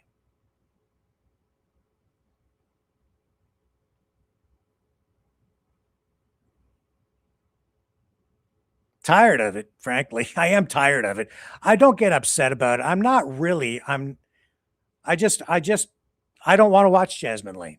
She's not directed at me. The marketing pitch is not aimed at me. They're using her to get to young people, especially young women and young men who find her aesthetically pleasing. Will watch her just because of that. And the message they're delivering is one of negativity while they sit there and accuse the other political team of being negative. They're bitching and complaining and crapping on the country, saying, you don't have to sacrifice. You've sacrificed so much already. You've sacrificed shit, you 20-somethings. Your lives are just beginning. You think we haven't had problems? You think it's been easy to buy a house ever? Sometimes it's a little more difficult, sometimes a little easier. But you got to work for it first. This is an instant gratification, spoiled brat generation. You want your food instantly.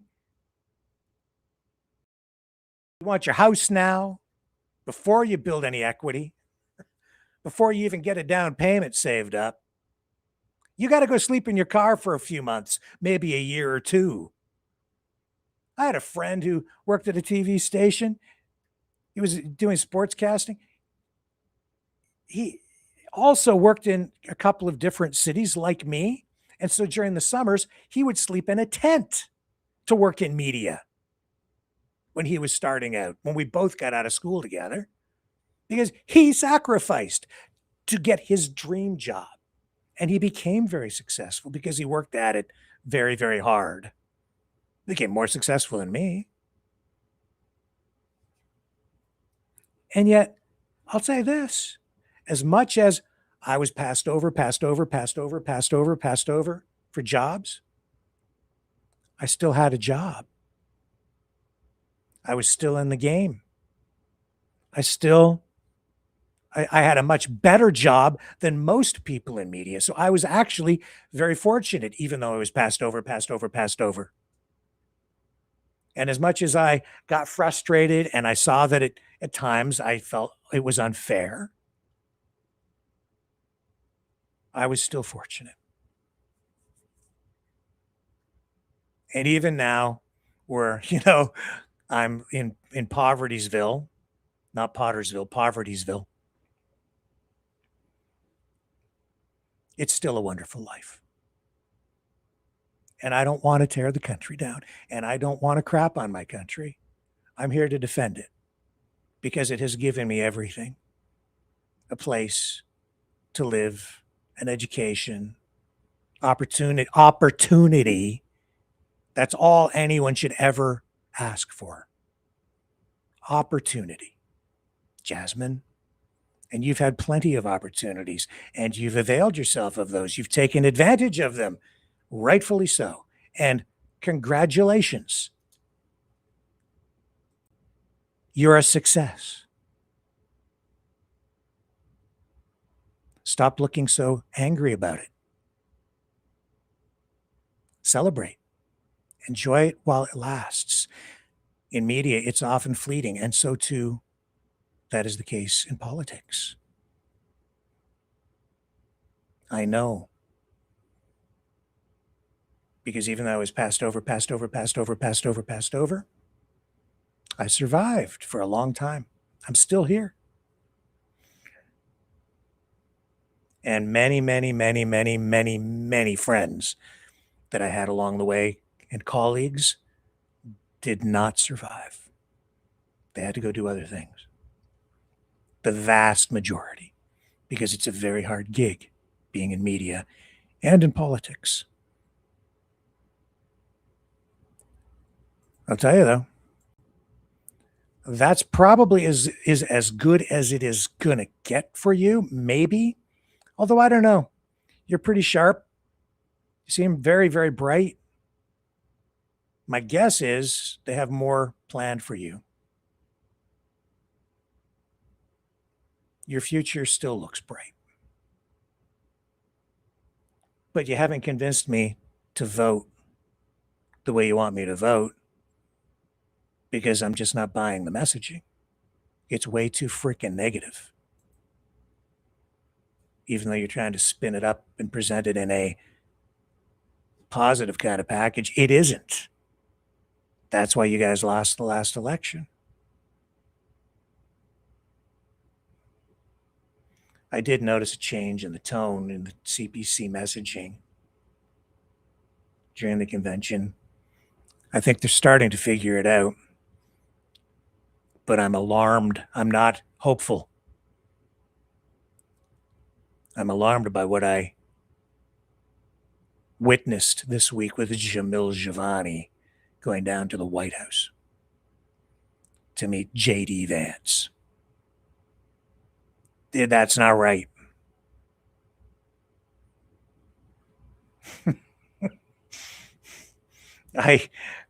Should I say this?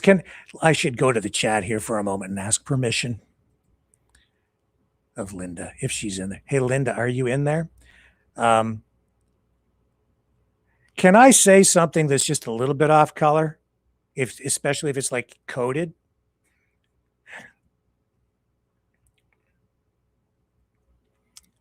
Am I allowed, or is Linda in here tonight? I think she is. You can wash my mouth out with soap.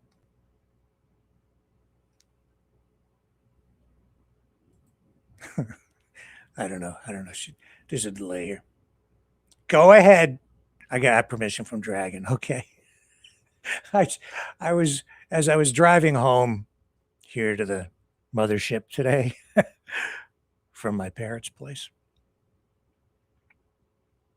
I was like, Jamil Javani, that's JJ, right? So he went down to see JD Vance. For what real reason, I'm still not entirely clear. Is to deliver this, President Trump loves you. That's the kind of crap that they're going to say just before they take us over and beat us with a stick or drop bombs on us. That's what the divine leaders always say. The dictators, when just before they start dropping bombs, we love the people, but we have to get rid of your oppressors. And then they kill civilians. Not saying Donald Trump's going to do that. Hope not. But I was thinking, JJ went to Washington to give JD a BJ. Oh, yeah.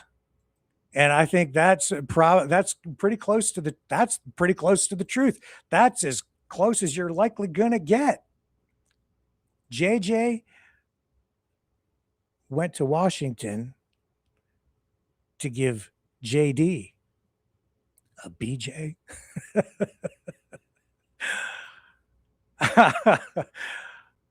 Oh.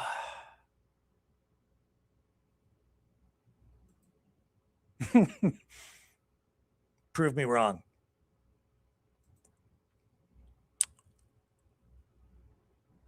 No, I found Jasmine Lane's speech offensive, but that's because I'm an older white dude who's been blamed for a lot of stuff in our country over the years. Stuff that I had nothing to do with. Just like you guys. And it continues, only now it's not coming from the left. It's coming from the anti-DEI crowd and Jasmine Lane. Can't win over here. Can't win. After all these years.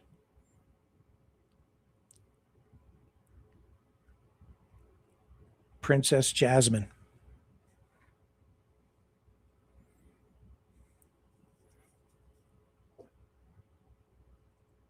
And I don't know, like, people have heard are they getting their dream weddings? Seems to me. Let me just check on this again.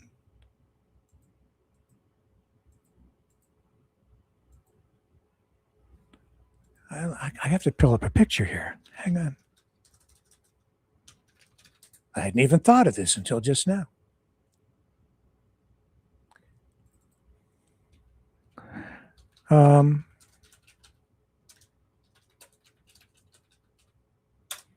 Yeah. Somebody just had a wedding. We just talked about it.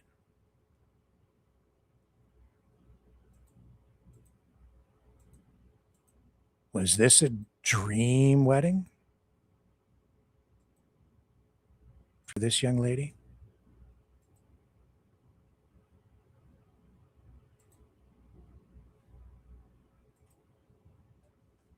What did that cost? What did that cost to go to the Vatican?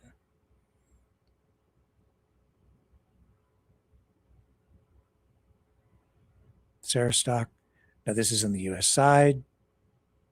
This is not in Canada, but this is MAGA. And let's face it, the Conservative Party of Canada, largely Maple MAGA.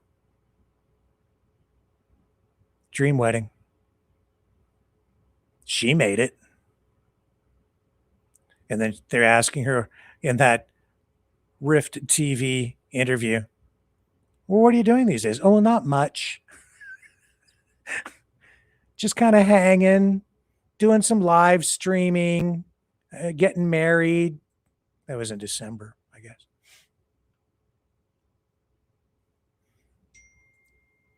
Making great sacrifices because there's no opportunities. And wishing I could have my dream wedding. That's not Sarah Stock saying this. I'm just overlaying. I'm editorializing and laughing.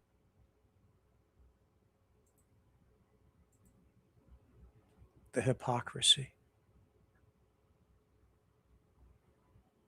And the sex.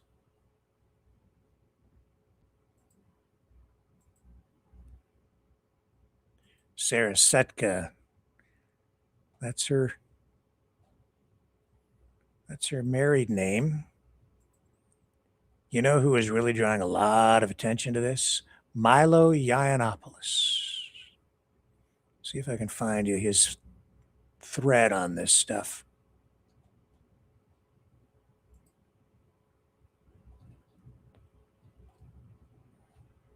There's just so much online about it. As the conservative right implodes under the weight of its own hypocrisy and prejudice and anger and hatred and lack of perspective and self-interest. Did I lose that? I did.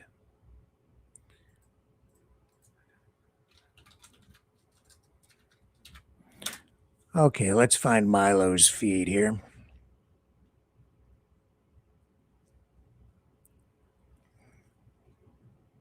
Right here.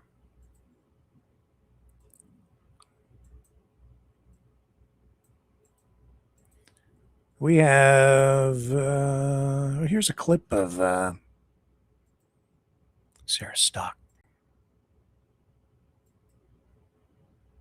Probably not. The garlic salt on everything, and then people just started to all tell me I'm pregnant. That would literally be impossible because I'm not married yet. So no, I'm not pregnant. Maybe I'll let you guys know when I am pregnant, but probably not, because last time I made an announcement about my personal life, all the e-girls started coming for me. The garlic salt. So she's not pregnant because that one was that. I don't know. Well, not literally. I don't know what that means. Obviously. Oh, here's Nick Fuentes talking about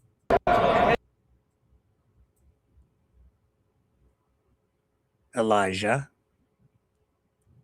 In this clip, this goes back a few years. Says here, this is from the Milo Yiannopoulos feed. He says, Nick has known about Elijah for years. And as with Ollie, he's just a girl who can't say no to a verified sex pest. In fact, he feeds them a steady diet of fresh underage boys, protects them when their sins come to light, and occasionally even threatens their victims. So, a little of the underbelly exposed here again by the political right itself. So what does the caption here say? Nick talks to a teenage fan about Elijah Schaffer and Ali Alexander being predatory homosexuals. Is that Elijah Schaffer? Fucking faggot. Is it? No, it's not him. I thought it was him. He was so gay for me. It was horrible. A CPAC? Yeah. Holy, what you drink? Maybe a minute ago. What's going on here? So they're talking about him buying drinks or whatever, and sounds like there's some inside baseball being played here.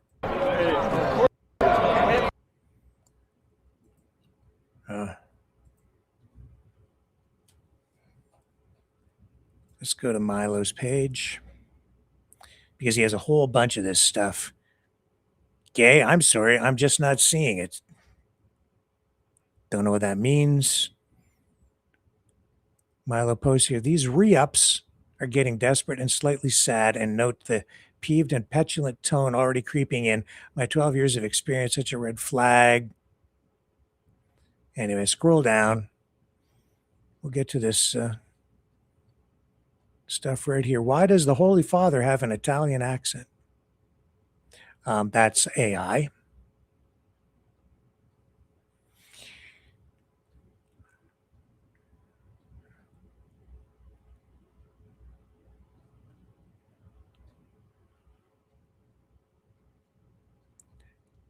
It's largely been Milo Yiannopoulos who has been driving this scandal with the posts and the stuff that he's been uncovering. Milo, a shocking sex scandal rocks the trad right. And there's Elijah.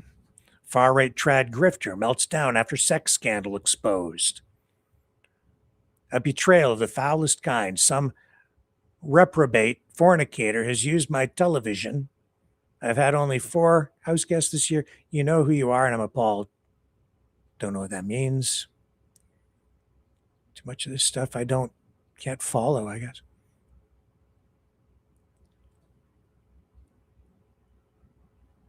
Coward, excuse my language, pussy bitch.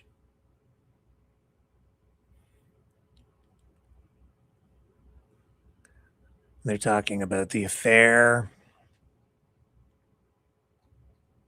So you know what it comes down to. Well, here's Elijah Schaffer speaking to his wife and the mother of his children, it says. Another audio clip leaked.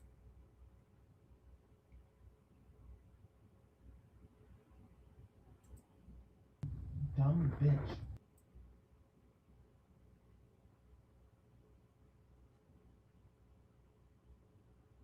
Dumb bitch. Please. I'm trying to, like, god damn it. Being such a fucking whore. I'm like, literally like, oh, hey, you know what? You had a couple beers. Oh, why do you lie to me? Why do you lie to me? You know why? You're a fucking whore and you're a bitch. And you need to shut the fuck up. How about that? Because when I talk to you the truth, you become a fucking whore. And I don't want to be around you. Oh, I'm not a whore. Yeah, maybe you're not. You act like one. How about that? Oh, well, you want to show yourself to me? Yeah. How about this? I can handle your shit. Fucking divorce me. Take my son. Do what the fuck you want. How about this? Shut the fuck up, because I'm your husband, and I'm trying to support you and be your husband. Well, you had a couple of beers with someone. Oh, god damn it. Oh, I hope you die. I hope you die successfully. Oh my god, your husband had some beers. I hope you die in peace. Oh my god, you have fake problems. You have fake problems. You're a fake complainer. You have fake problems. Your husband loves you. He works for you. He does everything. Oh my God, but I asked, could you just be honest with me for one moment? Oh my God, what did I do? Was honest with you. Do you know what I got in return, being honest? This shit. So fuck you. Honestly, from my bottom of my heart, fuck you, you bitch. I fucking will never be honest with you. You're a fucking ungrateful bitch. So fuck you. You don't deserve any honesty. Oh, I just really want you to be honest with me. I want you to just please. Oh my God, I'm so sorry. You had a couple beers. You tell me in past life. Oh my God, you're such a fucking lie. Oh, you suffer with lying. You suffer with lying, you bitch. You suffer with lying. Oh my God, I'm so sorry. Fuck you. Honestly, just fuck you. You're such a fucking stupid cunt. You're just like, oh, well, you had a couple beers. I just wish you told me the truth. No, you don't, you bitch. You have no desire for that. It makes me so angry. It makes me so angry every time I listen to your stupid fucking shit. It makes me so angry. You know what? It's just, it makes me so angry I listen to your shit. I'm so angry I even, listened to you for 10 minutes. You just lie to me through your teeth, and you go, well, you lie to me? You lie to me too. You're a liar. You're a fucking liar. And you go, when you lie to me, you're a liar. I hate you. You're like, you're a fucking lying bitch too. So fuck you. I'm done with this. You know what? It's just it's just retarded. I won't be honest with you. I don't know why there's an issue tonight. You know, my dad sucks. I'm sorry, my dad sucks.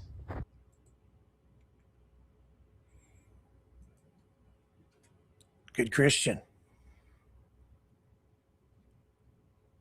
My God. People follow these people.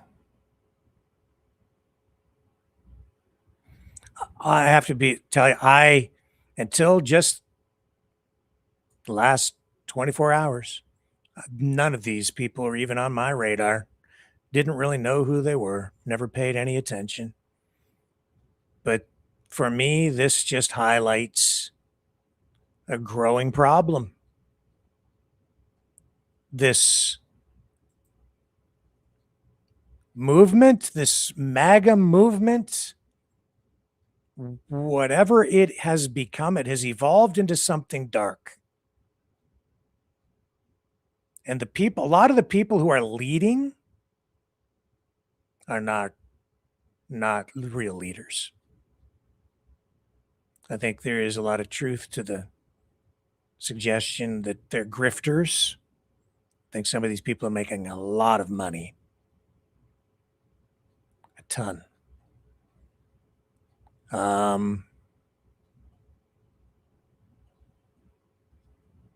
But they're not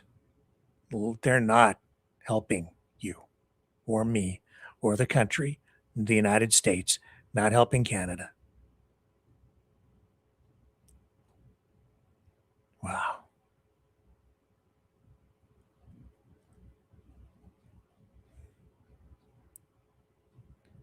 It's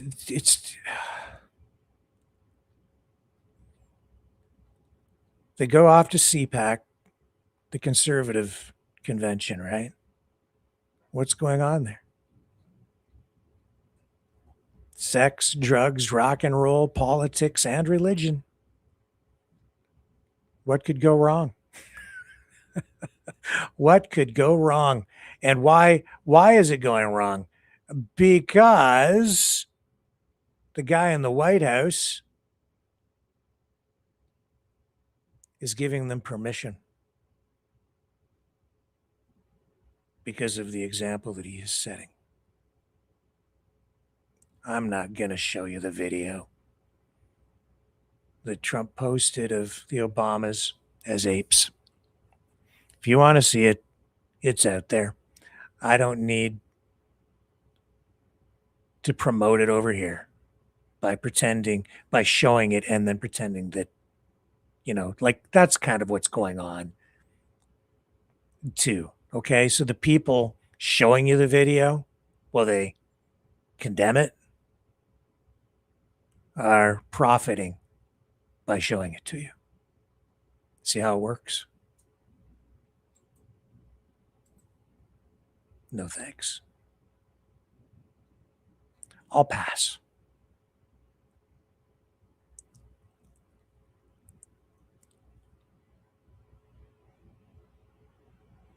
And I don't want to sit here and be too judgmental tonight, because at the end of the day, maybe at the end of the convention, the political convention, whether it was CPAC or the Conservative Party of Canada convention, what this shows me, here's my takeaway. Your assessment may be different.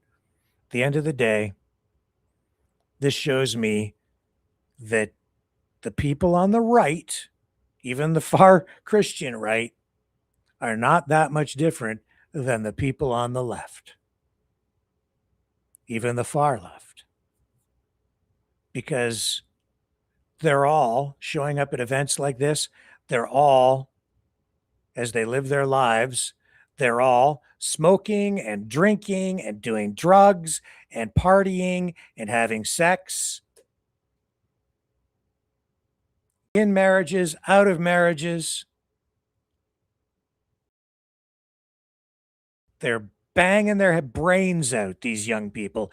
That's what they are.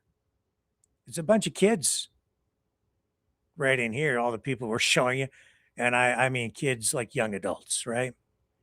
Way too many hormones, not enough brain cells fully developed. And way too many brain cells inebriated, making poor choices, even while they say they're Christian, while they say they're committed to traditional values. And why wouldn't they be behaving like this? Because the guy in the White House, who is the current champion of traditional values, got to make America great again, got to bring us back to the real America. That guy has had a whole life full of sin,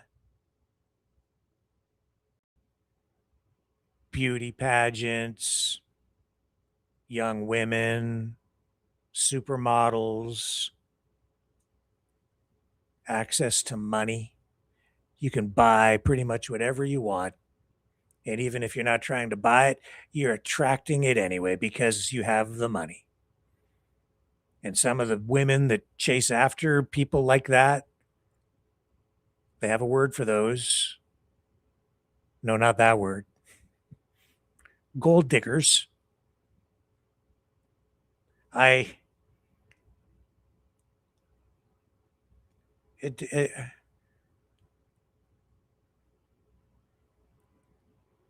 What it comes down to is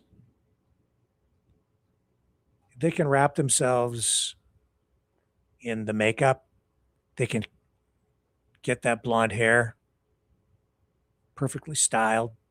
They can do the nails, put on just the right outfit, and deliver the lines from a podium or from behind a microphone in a studio with just the right amount of bitchiness or just the right, perfectly coiffed hair with just the right amount of Brill cream to hold that hair into place so you look like the perfect Ken doll. You can do all of those things. But when you go to those conventions and when you're just out living your life, you know what all of these people are?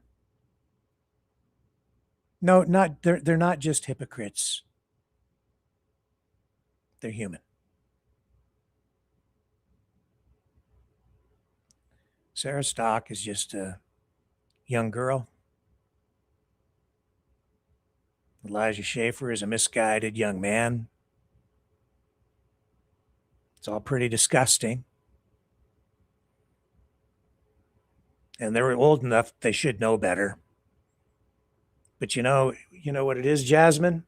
It isn't that you guys, it's not that your generation has been forced to sacrifice.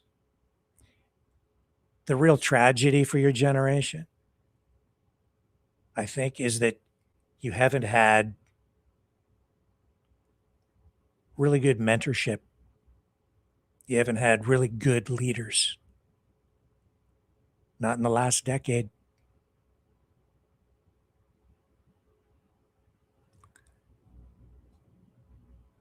That's a tragedy for you. That's a tragedy for our nation, our nations, for the world, for all of us.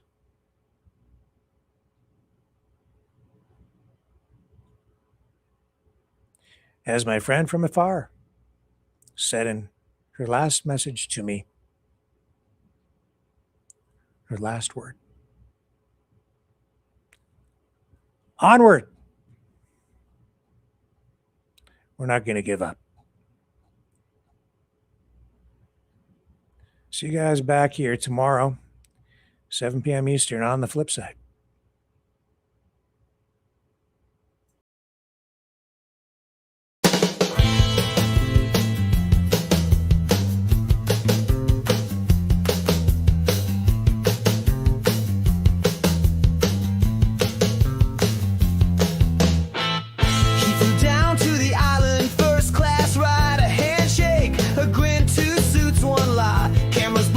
They both look clean, but the guest list redacted, if you know what I mean. No files exist, just a little twist, nothing to see here. Move along, folks, the truth's in the vault with the dirty jokes. No names released, justice deceased to protect the victims. And Donald Trump, shh, don't say the name, you'll get dumped.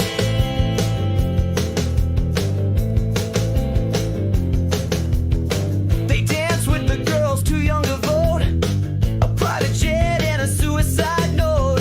One's in a grave, the other still tweets. The truth took a dive 6,000 feet. The cameras broke, that's not a joke. The guards were napping, the logs were gone, and everyone smiled like nothing's wrong. Nobody talks, just shadow walks. National security took the stage while justice quietly disengaged. We can't release the names to protect the victims. And also Donald Trump. Coincidence? Just dumb luck. Right?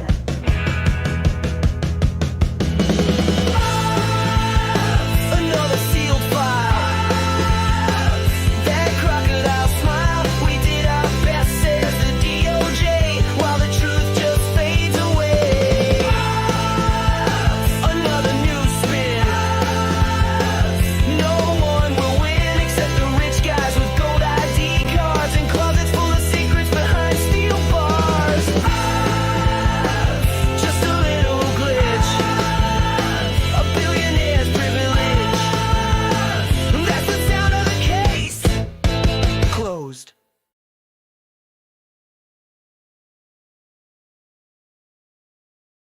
He started.